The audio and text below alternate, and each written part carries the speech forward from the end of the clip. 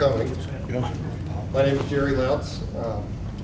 I am a member of the church here at Whitewater, and I'm a former firefighter, retired firefighter, a veteran of the U.S. Army, and a former planner with FEMA. And I heard about, before I go into that, I want to thank William, who's in the back, for helping me pull this together tonight. William has been a huge help in this whole program since we started it. And I started off helping Toby. Toby Christensen is in the back. He's the driving force behind this, and he's the one that told me about the 22-0 program. So I'm trying to get the word out as much as possible, and I'm grateful to all of you for being here tonight to hear about this program.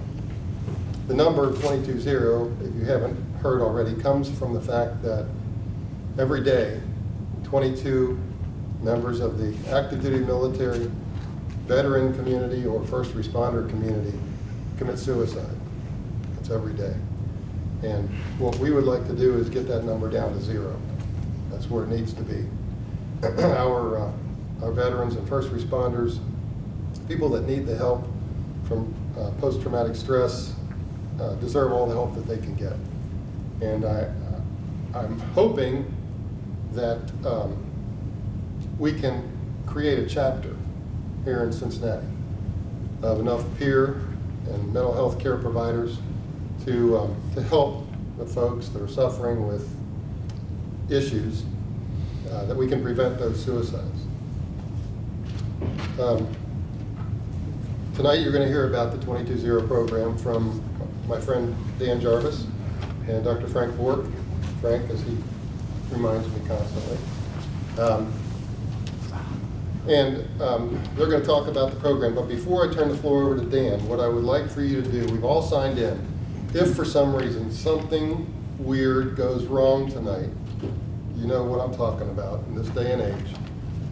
Go out this door over here, turn to the left, you'll go out into the parking lot. Go across the parking lot to the far side and just collect there. I'll grab the roster, the sign-in roster. If you haven't signed in, please, I'll pass it around, make sure you do. And I'll count heads when we get out there, just to make sure everybody gets out. Does that make sense? Any questions about that? Please silence your cell phones if you would. How long do you guys think our presentation will go tonight? I'll probably share my story, maybe at max 10 minutes, and then Dr. Bergen, then the question and answer. So. It depends on you. Yeah. So if my we'll point stay as long as you guys need to. Yeah. And my point in asking that is there's no scheduled breaks. So if you need to use the restroom, go out these doors and go straight across the hallway, the main entrance where you came in. There's a bathroom, men's and ladies over there. Come back. If you need coffee, water, we have it in the back. That's our refreshments for tonight, sorry. Maybe next time it'll be more, but again, thank you for coming. With that, I'm going to turn it over to my friend Dan. Thanks, Jerry. Appreciate it. So, show of hands in here, how many people here have knowledge of somebody close to you or around you or somebody that you know of that's committed suicide? Look around for a second and look at that. All right. How many know more than one? More than 2? 5? 10? 15? This is what we're talking about. All right, and let's not even talk about trauma. Who here knows somebody who's been traumatized, who still struggles with trauma? It's probably everybody, all right? Veterans, any veterans in here? All right. First responders? Good. I've done both Army and I was a deputy sheriff in Florida. My story is back in 2013, I found myself in a basement apartment in Fairbanks, Alaska, looking at a rifle in the corner of my room, and I was ready to check out. I was done. I was a squad leader in an infantry unit, and the deployment that I'd gotten back from, 4 of my guys got medevaced out of Afghanistan with serious injuries, didn't return to the fight. One of my soldiers was killed, and I felt responsible for his death. At my deployment, we had 7 Purple Hearts in our squad, which is a lot. Including myself. I stepped on a pressure plate and detonated an IED that was about 5 feet away from me, maybe from here to the chair, on a dismounted patrol. So they diagnosed me with a moderate traumatic brain injury. Didn't want me to go back onto the battle roster, but I fought, and it took me about a week and a half to get back on the battle roster. But the problem is I was sleep deprived from that point forward. It was kind of strange. The first, I'd say 3 or 4 nights afterwards, I'd nod off to go to sleep and I'd hear an explosion, and literally thought that we were actually under attack. About the 3rd day, and I realized there's nobody else reacting, I knew that, all right. But the problem is, once you're doing cardio at midnight, you're not going back to bed, and you're up. And this kind of went on, and when we lost Doug Cordo, it was August 19th, 2011. My job was the lead striker truck commander, was to find the threat and then call in the explosive ordnance disposal guys. They would neutralize it. And that morning, when the IED blew up behind me, I realized, well, I screwed up. And what really upset me the most was that I didn't have enough courage to say, I need a break. I need somebody else on point. The pressure's get to that point where, when you're no sleep on combat operations for 3 weeks, I was pretty much a miserable zombie. Now, as my deployment was getting ready to end, we had about 4 weeks left. I got a Red Cross notification. I lost my mom. She died of a massive heart attack. She was 66 years old. And at this time in my life, I wasn't married and I had no kids. And I thought I was handling things okay up until that point. After the funeral, I'm back in Alaska and, still sleep deprived. And first thing I did is I went to the Class 6 store. That's like the liquor store on base. Got a case of beer, and then my regular routine was a drink. Because that first night, I pounded so many beers, I actually passed out. Then you wake up and it's like, oh, I can't sleep. And then that became the regular routine. So when the time kind of passed, I figured, well, at some point, I'm going to go back to a normal reality, and nothing was getting better. And as a leader in the Army, I was a staff sergeant, saying, hey man, I needed help wasn't an option. How the perception is, you're weak, you're not tough enough.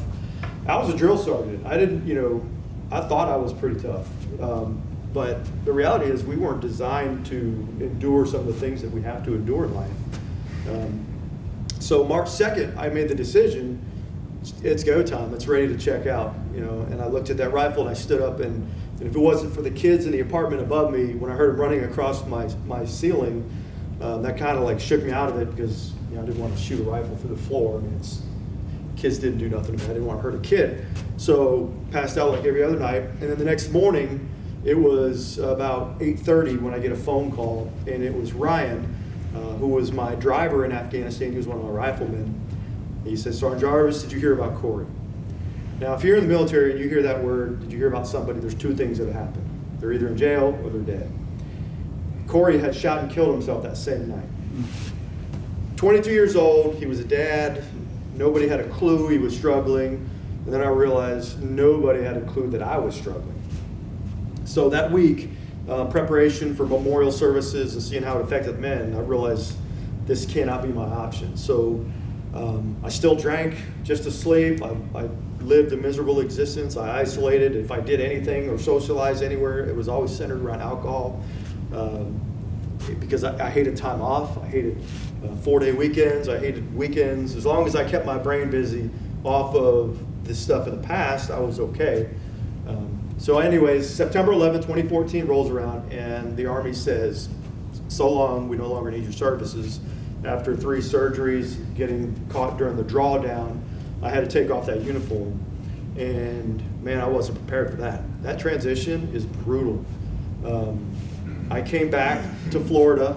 I drove from Alaska to Florida, and that's where I said, I swear I'll never complain about cold weather again, or hot weather again.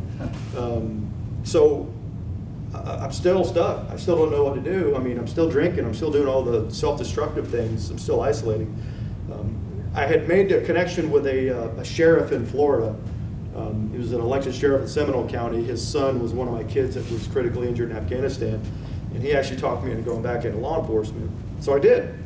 Put a uniform back on, had a gun on my side.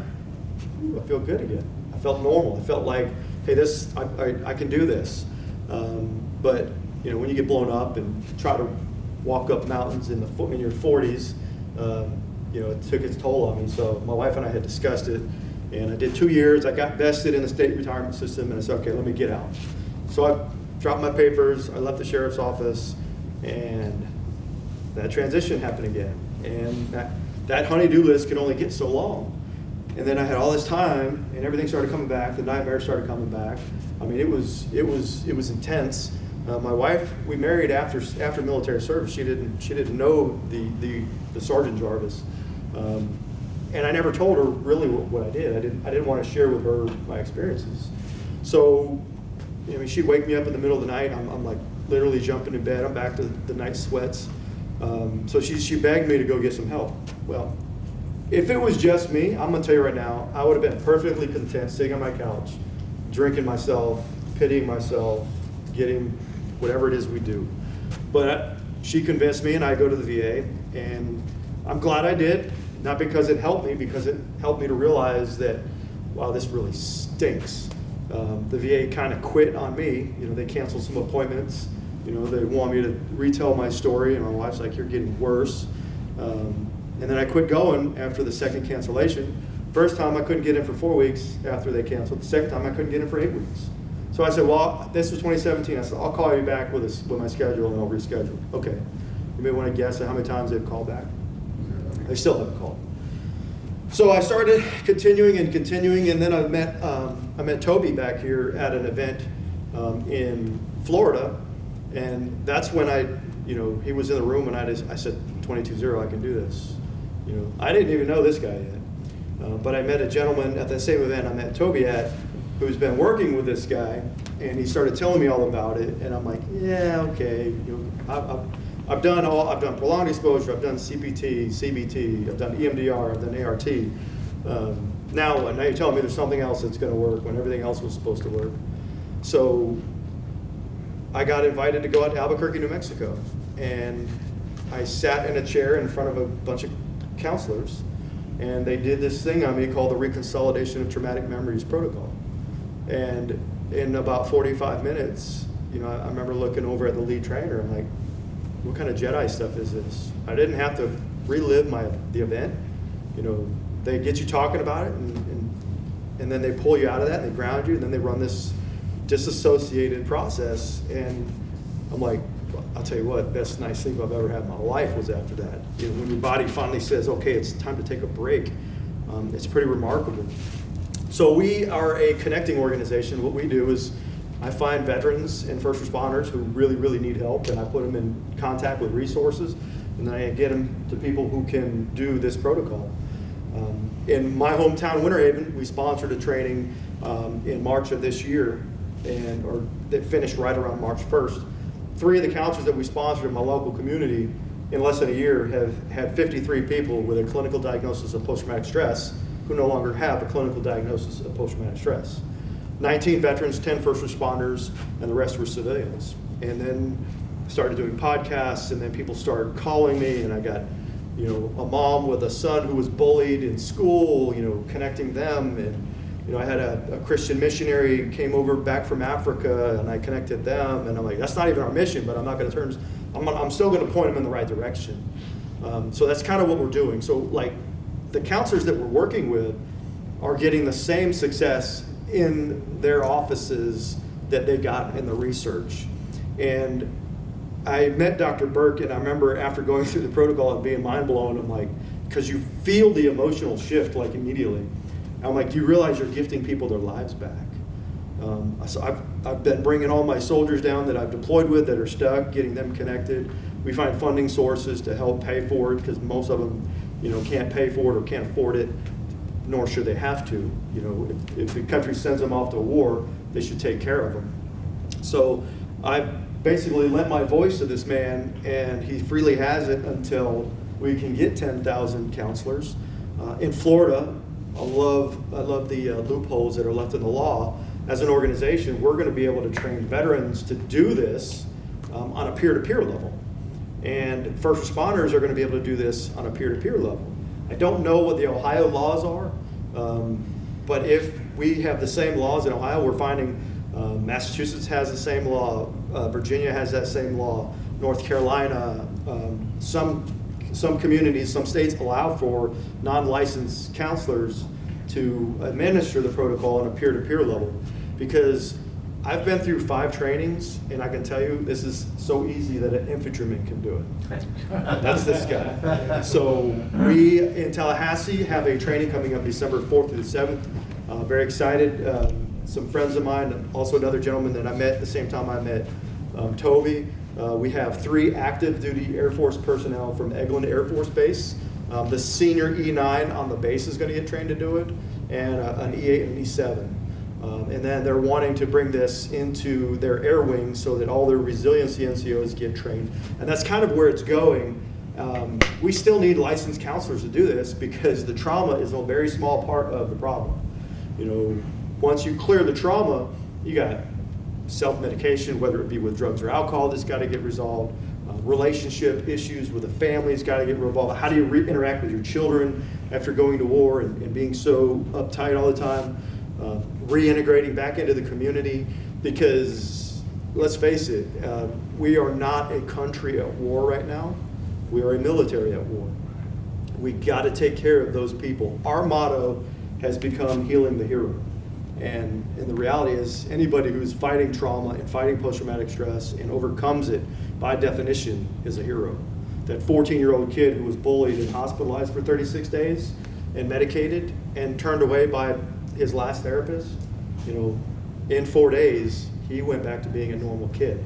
So where is he in 20 years if he's still traumatized versus where will he be in 20 years now that he's not? You know, that's what we're looking at. So part of what we're doing is trying to establish a coaching platform for transitioning veterans. First of all, give them a purpose and a mission. And how cool is it to take your battle buddy and help them? And at this point, I am going to turn this over to Dr. Frank Burke. He is the research scientist behind this. He's a clinical psychologist from Corning, New York. You were a Fulbright scholar. You were trained in the London School of Psychiatry. I mean, when you guys see Lord of the Rings, this is Gandalf right here. And with that, Frank, it's all yours.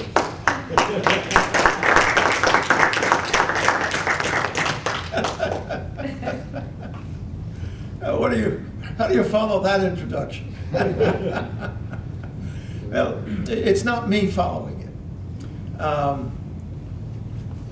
We have a protocol. A group of 40 or 50 dedicated, mostly veterans, who, upon seeing something that remits PTSD and all its symptoms in less than 5 hours, have helped me over the last 10 years do the research on it, which is necessary to have it identified by the American Medical Association as evidentiary medicine. Without that, it doesn't get into widespread use. The not-for-profit that we put together formally in 2008, in January, the protocol was approved by ISTSS, the International Society for Traumatic Stress Studies. They're the body in the United States that has a treatment recognized as evidentiary medicine. Now, I'm doing this talk tonight for you and for a number of people who are going to look at the tape, who are going to be more interested in the research and the scientific background, etc. I'm going to leave here that contact information and my number, etc. So I don't want to bore you as a group with all the research and the science pieces. As an overview, the protocol remits PTSD diagnosis as measured by the scientific instruments that have been used to measure PTSD scientifically for the last 25 years. Over 90% of the time for those who finish the treatment, in less than 5 hours with no drugs. The RTM protocol remits the diagnosis, the nightmares, the flashbacks, and the directly related emotional problems over 90% of the time in less than 5 hours with no psychic pain and no drugs. I've been in the business here for 50 years. I used to teach at Cornell University. I was a Fulbright scholar. You know, in terms of my credentials, for the people looking at this, they are what a scientist and a clinical psychologist certified should have and be in good professional standing. That's not the important point. There's a lot of people out there in the field who've given 30 or 40 years trying to develop and help with the problem of PTS. It's resistant as heck to any kind of treatment. The regular therapies, the other evidence-based therapies, only work about 30% of the time. Imagine if that's what we were dealing with pneumonia or cerebral palsy. I mean, the protocol in direct comparison to that, and for those of you who will be looking at the research, some of the stuff I'll be leaving will be graphs comparing the research that's been done on RTM to all of the other evidence-based therapies. Over 90% compared to 30. This thing works better than anything else out there. Additionally, University of New Mexico, you can measure the changes in the brain pre and post. Nothing like this. This is going to be very, very, nationally recognized in the next year or two. It's only just come out of the research phase, and where we are now, because of it's a national epidemic, because of the 900,000 veterans from recent wars that have similar stories to Dan's. We have 900,000 diagnosed PTSD recent vets. The protocol can stop. Now, we had the same thing with the Vietnam era vets. 30% of you over the 30 years of half-life of PTS became disabled. And probably the same thing would happen with this 900,000 from the recent wars, and there'll be more coming. We are sitting with something that can interdict that. I don't know how much, but to some percentage, we have a real tool here. And that's backed up so that you get a small idea.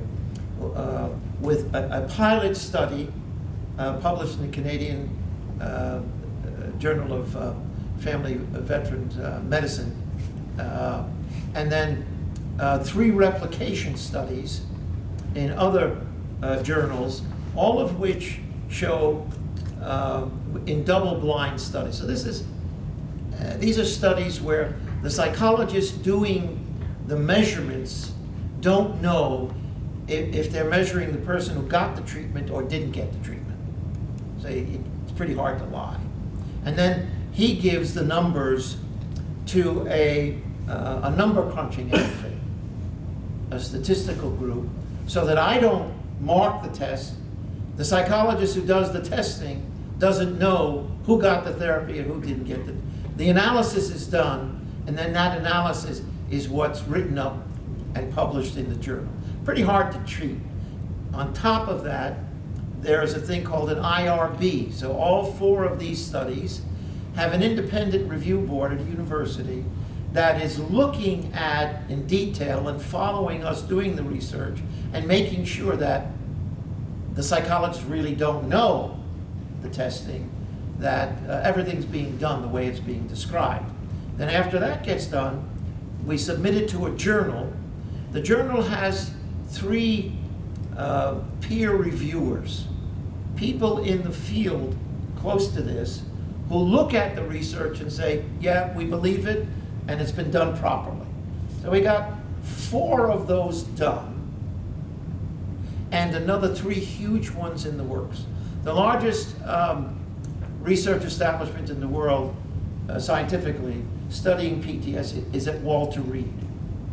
They've taken our stuff and they approved $700,000 last September. We've trained, and they're doing a study there at Walter Reed. They obviously are not doing that study for something they think doesn't work. They're comparing RTM to the therapy that they use most, their exposure therapy. And that'll be published in the next year or so. Additionally, the King's College in London, I'm from the English system originally in terms of my training, they're doing a sophisticated study in Belfast, which has the largest number of PTSD clients in Europe. Probably not in comparison to Syria at the moment, but in Europe. And the University of New Mexico is doing the neurological stuff that I showed you that. These are pictures of brain scans before and after. University of Mexico is measuring the effects on the brain before and after. Simple said, that's going to lock the thing up in terms of, while the protocol's been approved by ISTSS as and published in the 2019 recommended treatments for PTSD, that makes it evidence-based by AMA standards. The next is going to make this really, shall I say, no one can possibly question when those studies get done. Because it's new, because it is so effective, it carries a great deal of skepticism. Because you have an entire generation of people, it resembles, the protocol does, and you know, I've been living with this for the last 4 years. It makes me, I don't know if you know the story about penicillin, but it took the physicians who wanted to get penicillin in use 50 years to get it accepted. When they would go to specific, what are you, one of those Brit mold people? What are you doing here? Come on, we're doing medicine. Get out of here with this junk. That's been kind of what I've been living with for the last 4 years. This is a very different treatment because it operates on the base brain. It operates with the amygdala and the hippocampus, where you don't have control.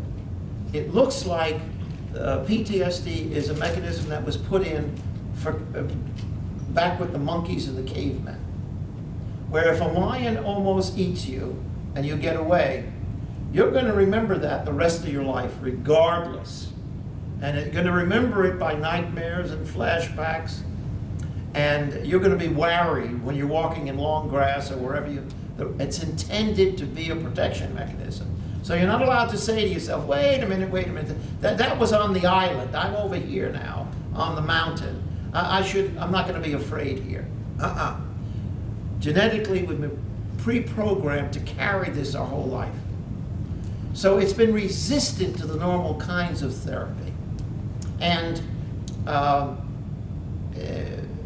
it looks now like the research neurologists have found the mechanism that controls, it's called reconsolidation.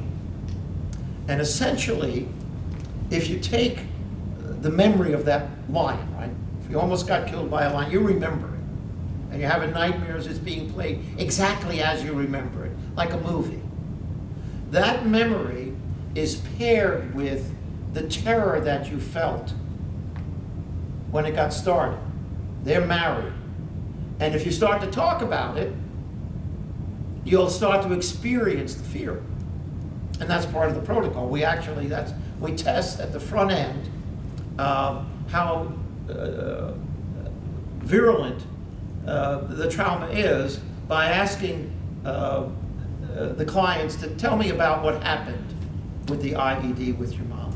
And as they talk about it, if they have a traumatic memory, they can't help showing tremors in their voice, color, crying. It shows. And we test that the protocol has worked by asking them to tell the story after the whole protocol was administered and say, do me a favor, would you now tell me about that event again that traumatized you? And half, 3/4 of the time, the clients, and some of them Vietnam vets, 52 years, same nightmare, huh? 52 years in Middletown. Second application, so it's been 3 hours. Huh? He hasn't been able to talk about that walk in the Vietnamese woods for 52 years without tearing up, being unable to finish the story, getting so upset that he can't finish and he can't go on. It emotionally tears him up for the next day or so. I asked him at the end of 3 hours, would you tell me about that? He was the point person on a patrol. And he started to tell me about it. And after about 40 seconds, says, wait a minute, what have you done to me? I haven't been able to talk about this for 52 years. I didn't know how long it had been, the 52 years. Hasn't been able to sleep in the same bed with his wife for 52 years because when he has the nightmares, he strikes out, etc. He would hurt her. He hasn't slept more than 3 hours at one time in the last 50 years. And he comes back the third week and he's slept 8 hours, 10 hours, and he's done the last 2 nights sleeping in the same bed with his wife. It's that profound, it's that, this thing remits the symptoms neurologically. What it does is it takes the memory and we play it on an imaginary screen, huh, while keeping the client dissociated, calm. So, how many of you go to a horror movie and get scared? That's because you're in the room with Frankenstein. You're not still in your chair eating popcorn looking at that thing there. You have associated. You're in the screen in that situation. We call that associated. My girlfriend Margaret's at the movie, but she's eating popcorn and making fun of me. Because, you know, I'm hiding my eyes, I'm gonna crawl under the seat, what did I come to this thing for? And the reason I came is because she dragged me, because she loves to watch me be in this kind of pain. I still haven't gotten over Margaret. So you dissociate the client, okay? And then neurologically, the movie, remember that lion movie, huh? It's not allowed to change. And it can't be changed while you're in terror. But dissociated, and that's the secret sauce to the protocol. You're getting them to picture the movie, but in black and white, going backwards, playing in 2 seconds, a different format. You've changed the movie. Not in its content, it's still that lion. But the lion is black and white instead of color, the way you remembered it. Neurologically, that's not allowed. If you're experiencing the terror and you're associated, you can't change it. You just see it the way it runs. By making the dissociation and then getting them to play it in imago, in imagination, in a different way, the connection between the memory and the traumatic response, fight or flight response, separates. Doesn't make any sense clinically, therapeutically. It's a neurological happening, which is why it's so effective so quickly and easily. Now, it's been demonstrated where they're cutting up the rats' brains and the monkeys and things. In the neurology laboratories, this is clear as a hypothesis. It's called the hypothesis in this, what I'm describing.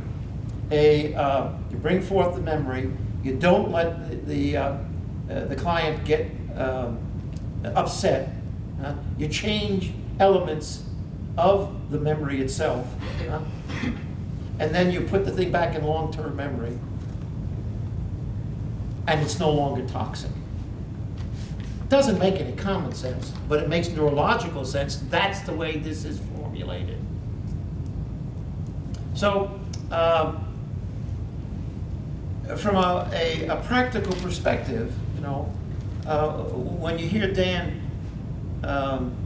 in terms of living with the inability to stop the nightmares, to change his basic physiology. He's not who he was before he was traumatized. He's either hypervigilant, looking for, or he's withdrawn. Those are the two major emotional changes that happen. That's the neurological effect, and the protocol essentially separates the memory from those feelings, and afterwards the person is who they were before they were traumatized. It's that simple in terms of an explanation. I've done now about 350 of them. I learned the thing. I went down as a volunteer after 9/11. I took responsibility for 850 survivors from above the 100th floor. 250 of them were traumatized severely. I was carrying a relative of this originally, used it, saw how effective it was after 9/11, put together a not-for-profit, got carried off by a bunch of you crazy veterans. 5 especially bad Marines. You got to be careful of the Marines. They're the worst. Who have really pushed us through. This has been a long haul. The research is done. Now, where we are is attempting to train 10,000 counselors as soon as possible, because that's what we need across the United States.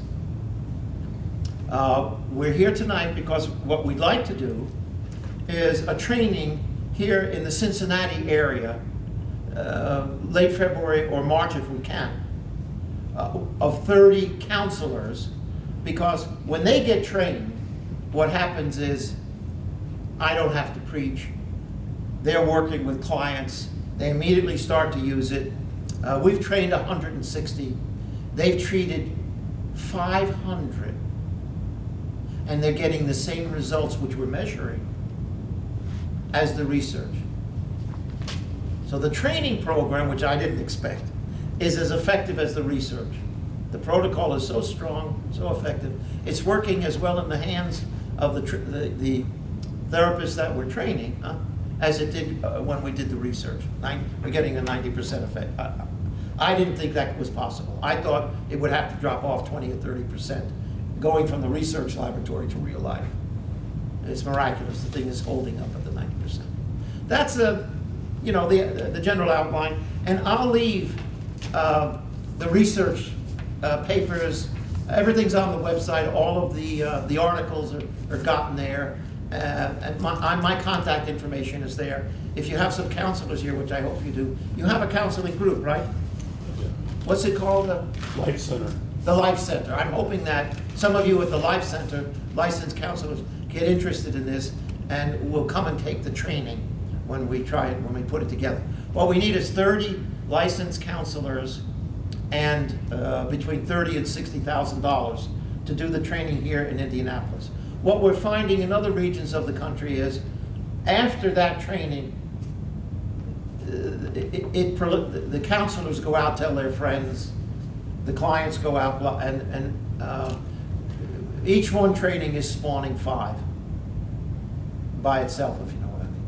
So we're kind of trying to seed, and with Toby's and Jerry's help here, trying to get a program going here, and then around the country. We're looking, as I said, to spread this nationally. So I don't want to. You have questions? Yeah, Jerry. So after we train the 30 counselors, how can we fold the peer counselors into that or bring them on board? The project can't train people in a state that doesn't allow. No, the state has to say it's okay for this category: pastoral counselors, people who work for nonprofit agencies as counselors. In Florida, they have a very lenient set of laws about giving permission for non-mental health licensed professionals to do counseling. We can't train someone who isn't in that state that they're practicing, given permission to do counseling. If we do, and there's a mistake happens, we'll lose the whole project. Okay.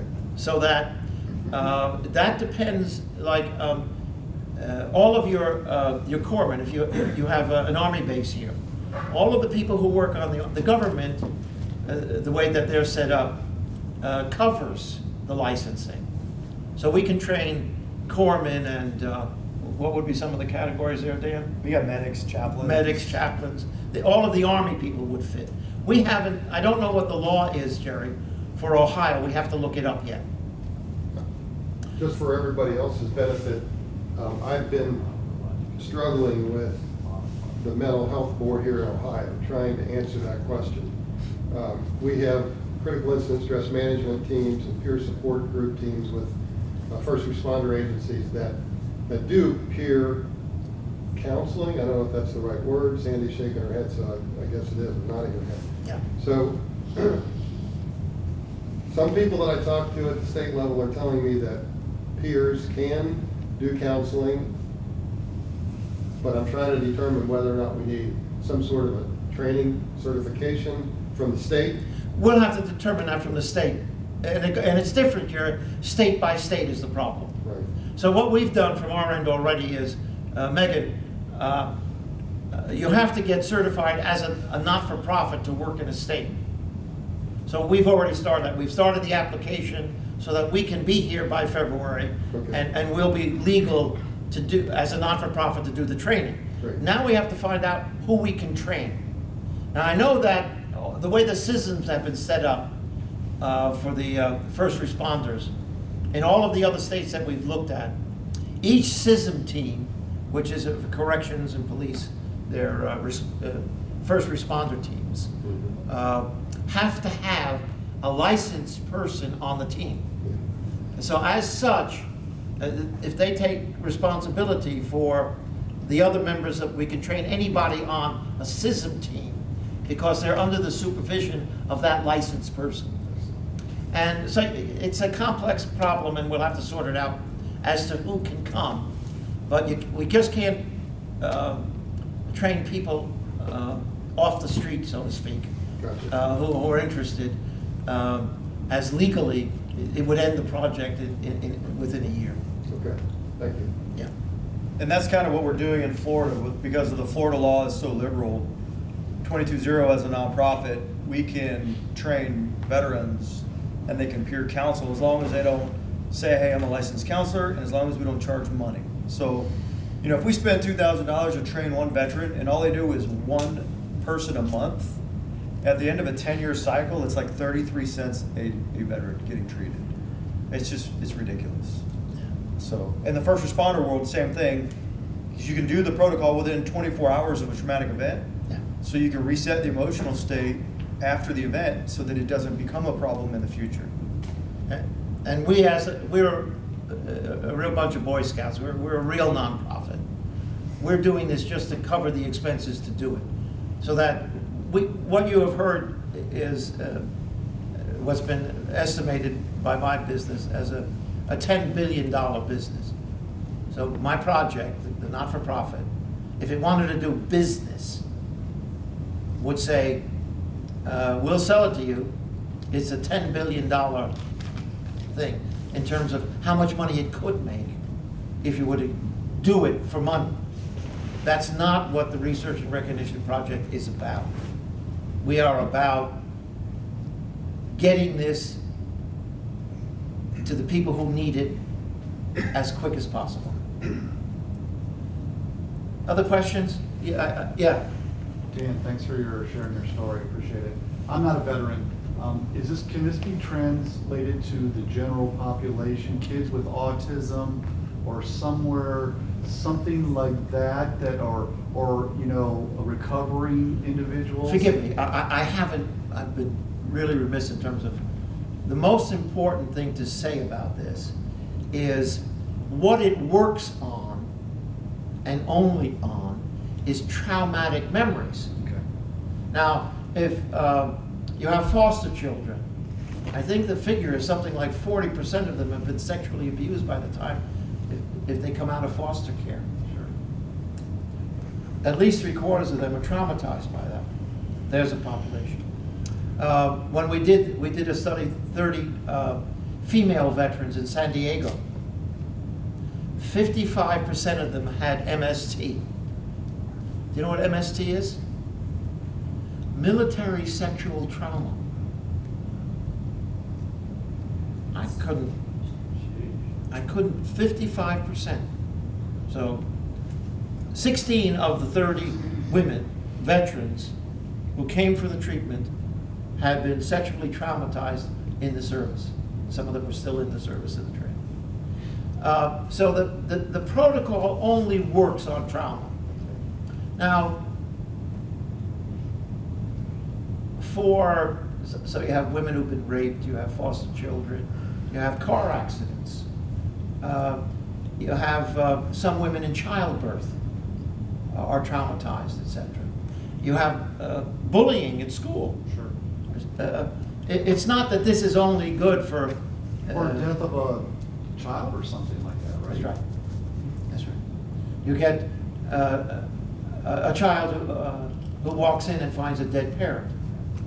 All of those that produce traumas, this thing is a marvel for. Clinically, that's what I was using it in clinical practice for the 20 years before I went down to 9/11. And it works across the board. But understand, it's not for depression, it's not for autism, it's for traumatic memories. That's what it works on. And we have a whole I spoke to the Karen Foundation. They work with alcohol and drugs in Florida, very upscale. I think it's $2,000 a day. They scan their population, alcohol and drug, so there are very wealthy people in there for treatment for being addicts with alcohol or some drug. 70% of them were carrying serious trauma, and they measured it. Well, when you think of, by the time some millionaire's son has been put into a 1-year program, he's been hiding and playing, and all kinds of things have happened to him because of the addiction. He was in college when he started. He's not in college anymore. He was at home. He got caught stealing his parents' money, lying to. He was, etc., etc. And when you think about it, by the time you get an addict in a rehab program, they've probably done some things and experienced some things that have traumatized them. It didn't occur to me until they did the measurement. So that this is pervasive, but all it is a tool. When you get done with someone, I've worked now with the veterans closely for the last 3 years. If you've had and been living with serious PTS for any length of time, you generally have sleep deprivation, so you can't work, you can't perform well. The nightmares and the pain and coping with it, you picked up that bottle, whether it's beer, wine, hard, or if you're able to get to opioids, you're attempting to blot yourself out to avoid living with the memory and the pain. So now there are, by measurement, between 9 and 11 comorbid problems from for many of the veterans, survivor's guilt, alcohol and drugs, severe depression. Well, what we're finding clinically is that when you remove the traumatic memory, then the vocational work, the academic work, the family work, the bringing back the children, all of those, which are the right elements to a comprehensive treatment program, all become much more effective. So that's only for this population that are carrying traumatic memories. They don't do well in terms of their vocational trainers' worst nightmares.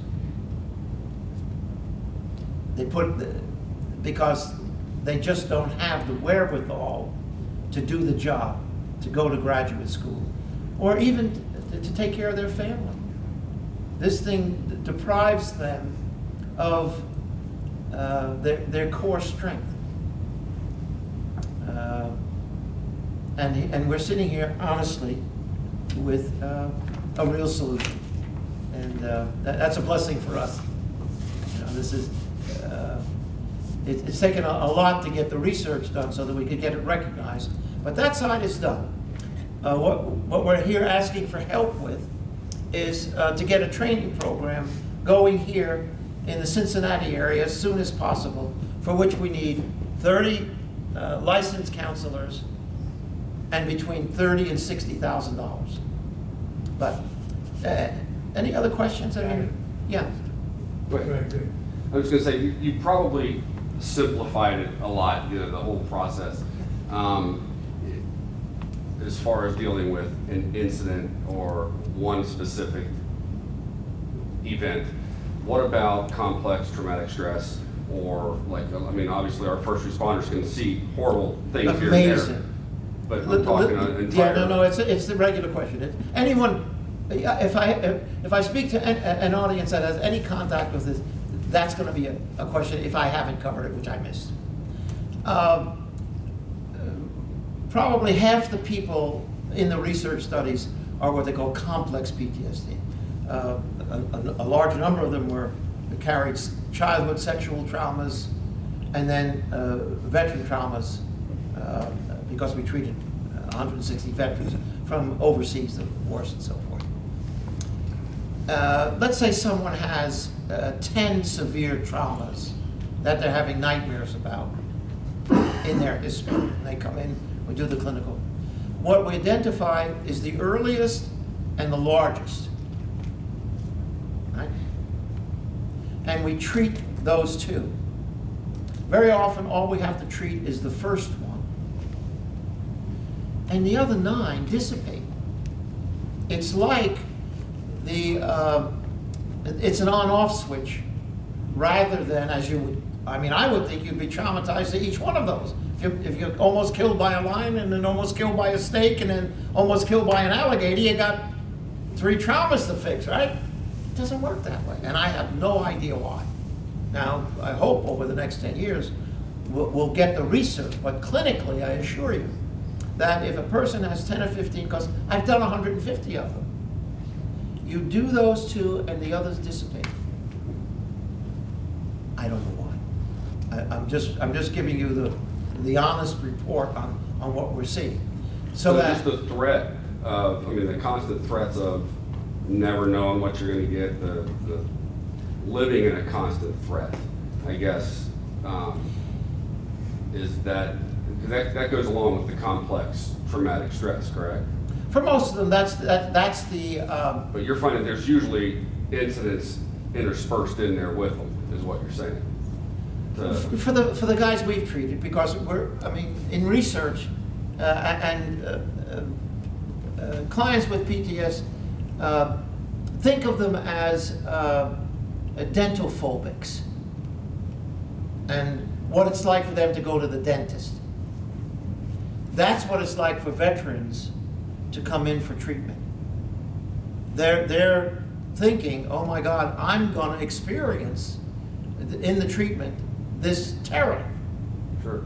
And they're doing everything in their power to avoid that, drinking, not sleeping, not thinking, turn into workaholics. And we have a huge, a lot of the Vietnam vets especially have handled this by becoming workaholics. That generation is now retiring. When they retire, in that vacuum, guess what comes in?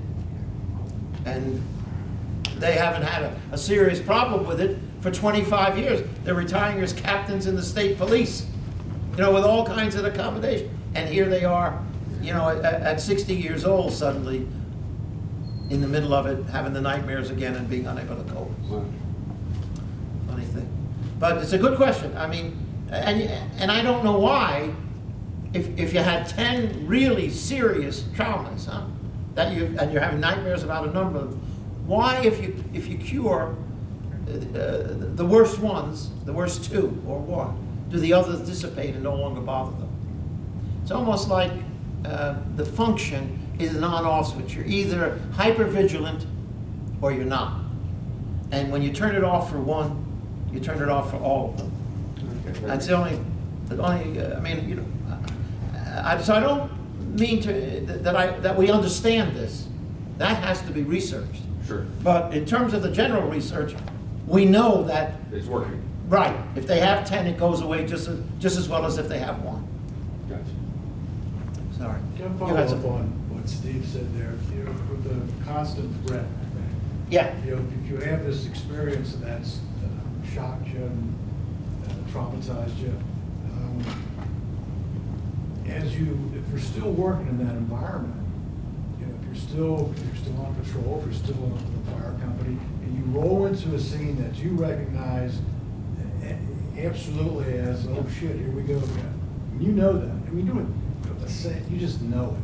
Yeah. I mean, so when you say you can eliminate this and this on the end and the beginning, if you're in a constant threat environment, like a police officer, firefighter, and you have these scars and these triggers, is this, I don't know if I'm making this clear. No, you're making it absolutely. I know exactly what you're saying. So Go here ahead. we go again, even though, I guess as your research showed that it's preventing a reoccurrence, I guess. No. Okay. So you have, take EMTs. 30% of the EMTs who've been on the job for longer than 2 years are having nightmares and measure out as having PTSD. I take them into the protocol, and they no longer have nightmares. They're no longer hypervigilant when they go back to work. They are back to the way they were when they first came to work. Okay. Now they have all of the memories of the 10 years that they were doing this, Gotcha. and for the last 7, they've been hypervigilant, nightmares, having a hard time handling it. We've done the protocol. Now they're going into work. Unless they get traumatized again, they're the way they were when they started.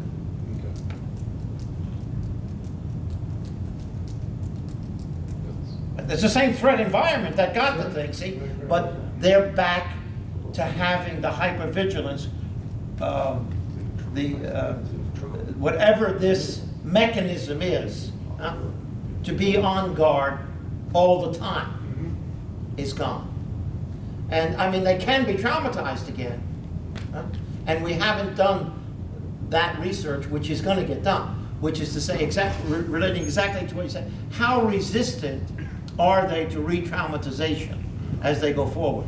What we do know is that they're going back to work, and if you give them they no longer test out as being frightened or hypervigilant or nightmare. They test out as normal. Am I making myself clear? Yeah, absolutely. Okay. Absolutely. Can I follow up? When I deal with like police officers, Most cops will leave the profession in 5 years or less, and that's typically because of the stress of the job. And I always tell everybody, hey, just go try this, do this, and make a decision after. Because a lot of them are like, I'm done, I'm ready to quit. I said, just give yourself an opportunity to reset and then see how you feel about it. Because now you don't have that stress level responding to that. So, you know, I presented to a bunch of HR directors at the Florida Sheriff's Association Executive Leadership Conference, and they were really intrigued by that. And then also the sheriff that I had talked about, and why he's so into what we're doing, not just because of my relationship with his son, but because his wife lost her son 2 years ago in a traffic fatality. And as soon as I found out about this, I'm like, hey, Sheriff, you got to get Elise to get taken care of. And we got her treated in like 2 sessions. She just like pulled right out of it. You know, in other words, they told her she had a permanent diagnosis. She's never gonna, it's just something you're stuck with. She couldn't go through therapy. She did the EMDR, she did the CBT, she did all that stuff. But 2 sessions, her nightmares are gone. She's more calm, and she's back to being herself. So when I presented down there, he's retired now, and he stood up to all of the HR folks and says, I'm gonna tell you a little bit more about Dan's story. Shared that, and he's like, I don't know how this works. To me, it doesn't sound like it should, but it works because I got my wife back. I know because I have proof. So, yeah. Follow up on that. So, TBI, which is really undiagnosed in most combat veterans, for the most part. Yeah. You know, it shows up later. Has your research, and I don't know if I'm asking this correctly, has your research paired this? As long as, yeah, we've had lots of TBI clients who are also diagnosed with PTSD and TBI by the VA. As long as they're able to do the imagery. So say, imagine you know, you're now seeing your, and let's say that the TBI is from an IED. Sure. Well, that happened in Iraq at such and such a street. You started out in the one. We're making a movie of that the same way, as long as their brain injury doesn't keep them from seeing it in black and white, playing it backwards, running it very fast in 2 seconds. As long as their brain is intact enough to do that, the terror falls off of it. And one of my observations, I think they have it asked backwards in the Army. They're saying that they have to treat the TBI before they can do the PTSD. Well, I think that's true with the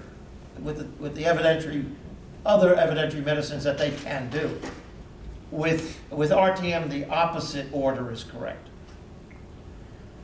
If the clients are capable with TBI of doing the RTM protocol, they should, because almost all of the TBI where you have loss of limb and shock and have a traumatic memory around the injury. Sorry. What's RTM? Reconsolidation of traumatic memories. Okay. That's the name of the protocol. Okay, gotcha. Reconsolidation is the neurological hypothesis under which all of this is. The reason the protocol works is it's doing reconsolidation neurology. That's why we named it the reconsolidation of traumatic protocol.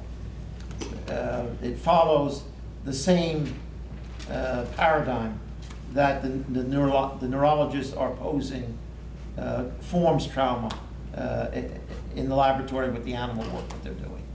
It's not proven yet, but it certainly looks, what we do clinically is exactly what they describe in that order for reconsolidation to happen.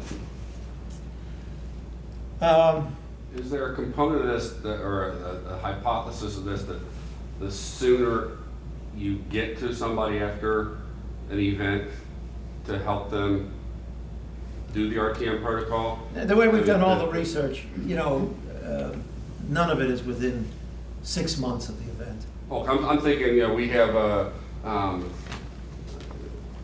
mass shooting, you know, pretty traumatic event. We get all of our first responders together and we do the protocol. Is there any, I mean, is that any research to say that's gonna be more beneficial now than waiting 6 months or? No, there's no research in anything like that.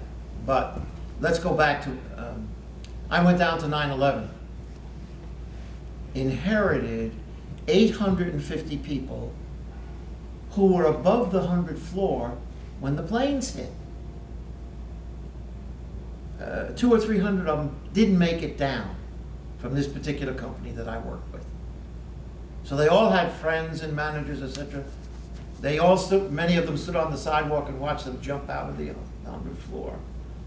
These are business people who went, you know, into work in the morning, civilians.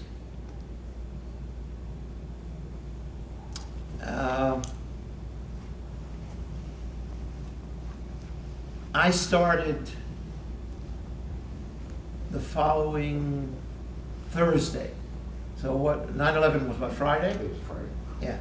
So I was in New York on Thursday, and I treated two executives who were above the 100th floor, who had to go to work immediately, and weren't able to do that.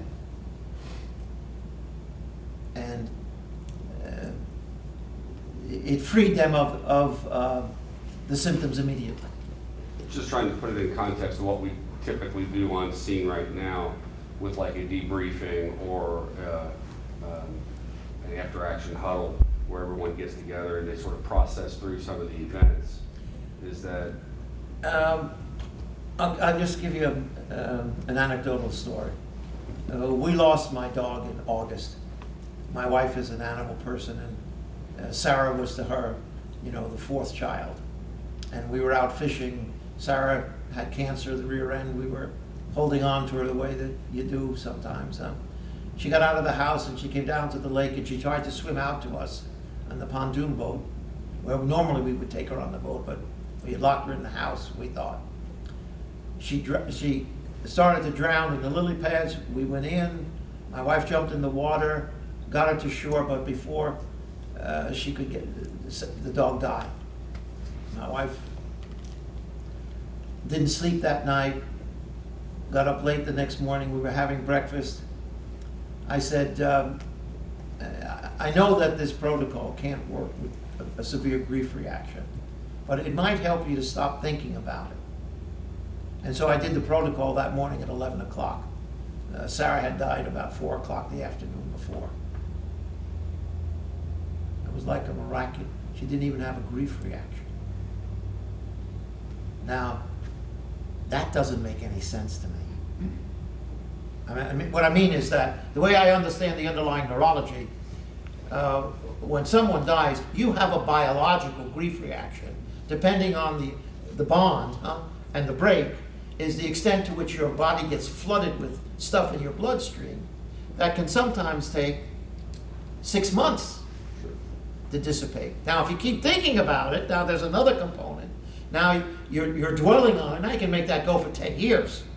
But I always thought there was a biological thing you couldn't stop, and then a cognitive thing. Then you could get in there as a psychologist and help. With my wife, now that's the only experience I have. I'm giving you absolute anecdotal nonsense. But I was surprised as hell. She was going to be in 4 or 5 days unable to stop crying. And, I could see that up to 11 o'clock. She was really hurt. I did the protocol 11 to 12. She went up to bed because she hadn't slept the night before. Woke up about 3 in the afternoon and has not had anything but an easy explanation and no pain around Sarah from the time she woke up from the nap. Not what I expected, and I'm not using that as to tell you that's the way this is going to work. Right. I'm just, we don't have research about that. I don't know everything about it. Yeah, you got it.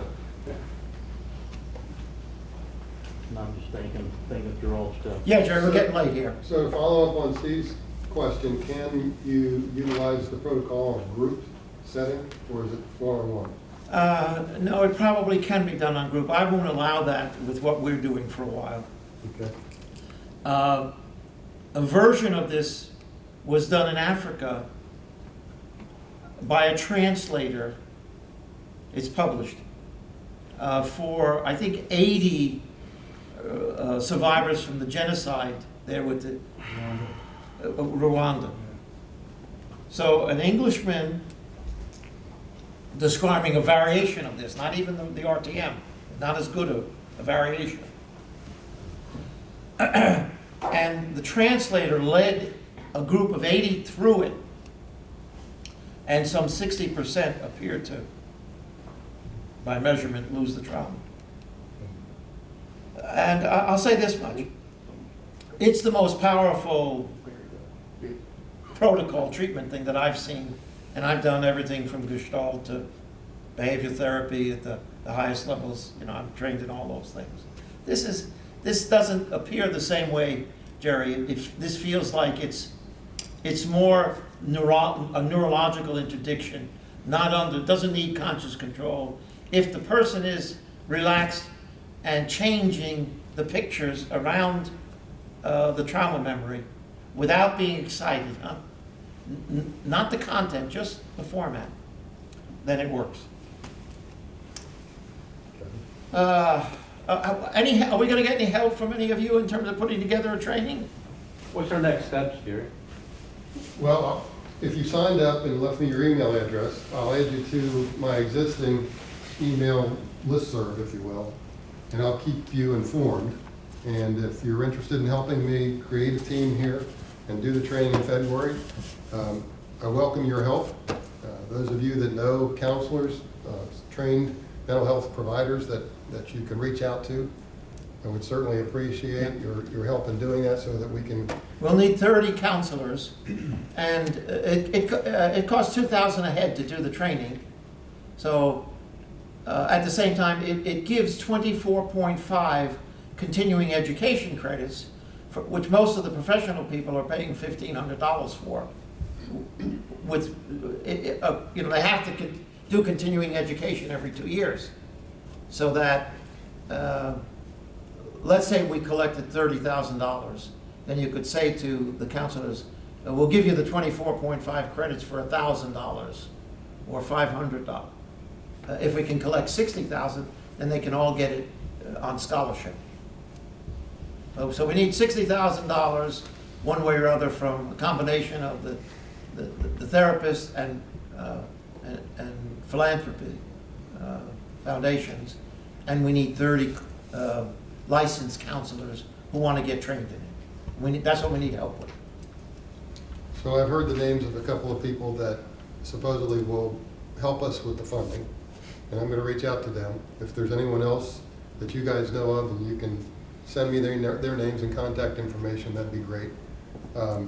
But I think what we need to do, our next step, is to try to pick a date in February.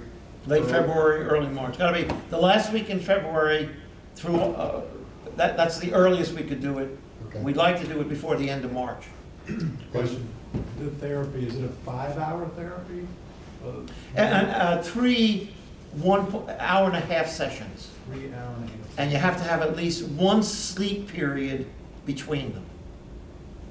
You have to have a consolidation sleep period. So you can do one on Monday, you can do 2 on Tuesday, you can do 2 on Monday and 1 on Tuesday. You can do 1 a week. You can't let more than 3 or 4 weeks go by between the treatments. And also, when you guys are talking with counselors, trying to get them, we also find funding sources for the veterans, so they're going to get their money back.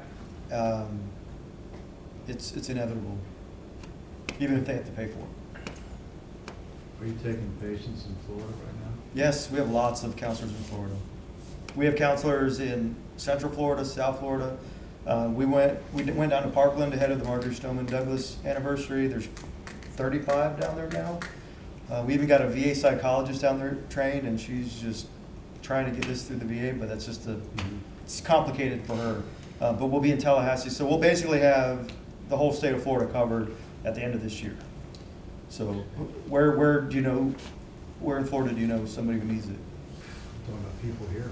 Yeah, I mean, just, If- I know. we've Any got, interdiction like now on. we've got a relationship with Westgate Resorts.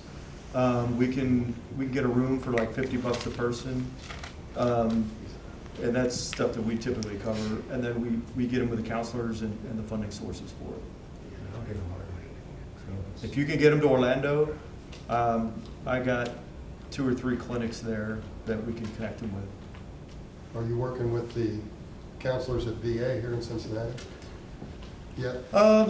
We talked to a couple, or one. Toby's got some. They're the hardest ones to convince. I got into a healthy debate with a VA psychologist, a PhD. She was very condescending towards me and says, "What you have doesn't exist." And then I sent her Dr. Burke's research. She commented on the research, so I forwarded it to Dr. Burke and Dr. Gray. And then when I read Dr. Gray's reply, I'm like, "Oh, she just got slapped." That's an academic butt whooping right there. But we do have Florida counselors. If you could get them to Florida, the closest you guys have to here, I believe, is going to be Michelle Benton, probably in Missouri. Yeah, Kansas City, or Kansas City, Kansas. and she's wonderful. Yeah, she's good. Or Florida, we got bunches of counselors in Florida. We brought a Marine up from the Virgin Islands because they have no resources down there. Him and his wife. This is the last funny story I tell. When I picked him up and I explained to them the process, I'm in a church, so I'll clean up the language. But the Marine looked at me and he says, "You are so full of crap." But that wasn't what he said. I said, "Good, that's what we need. We need skeptics." And then he says, "If this works the way you say it does, I will get 220 tattooed on my backside." And 4 days later, he's asking me for my logo. So you don't have to believe in the process. If you do the visual formatting, we did the brain like does it automatically. It's just crazy. But yes, if you get them to Florida, we will get them with the counselor. We'll get a place set up. Absolutely. Yeah. Jerry and Toby are going to be trying to put this together over, and as many of you can lend your shoulder to it. This is good stuff. If it's in your heart, it touches you in a way that I can see it. It is for a number of you, huh? I can tell from just then. Lend your shoulder to it. Please Meet keep in with touch. Jerry and see what you've got that will help. Feel free It's to good stuff. Feel free to call me directly if you got somebody that you want to put in touch with another veteran who can say, "Hey, don't be you don't have to live with a trauma anymore. It's crazy."